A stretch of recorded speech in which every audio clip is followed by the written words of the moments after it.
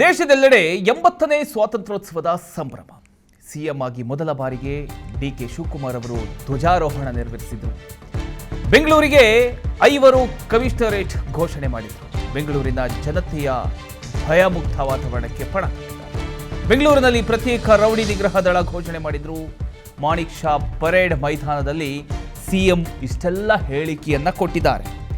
ಕರ್ನಾಟಕದಲ್ಲಿ 80ನೇ ಸ್ವಾತಂತ್ರ್ಯೋತ್ಸವದ ಸಂಭ್ರಮದ ನಡುವೆ ಮುಖ್ಯಮಂತ್ರಿ ಡಿಕೆ ಶಿವಕುಮಾರ್ ಅವರು ಹಲವು ಮಹತ್ವದ ಘೋಷಣೆಗಳನ್ನು ಮಾಡಿದ್ದಾರೆ.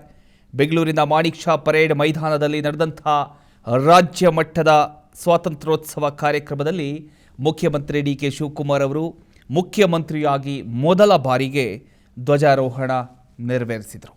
ಈ ವೇಳೆ ರಾಜ್ಯದ ಅಭಿವೃದ್ಧಿ, ಬೆಂಗಳೂರು ನಗರದ ಭದ್ರತೆ, ಎಐ ಶಿಕ್ಷಣ, ಆರ್ಥಿಕತೆ ಸೇರಿದಂತೆ ಹಲವು ಪ್ರಮುಖ ವಿಚಾರಗಳ ಬಗ್ಗೆ ಅವರು ಮಾತನಾಡಿದರು.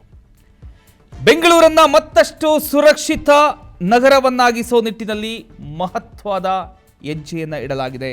ಬೆಂಗಳೂರಿಗೆ 5 ಕಮಿಷನರೇಟ್ಗಳನ್ನು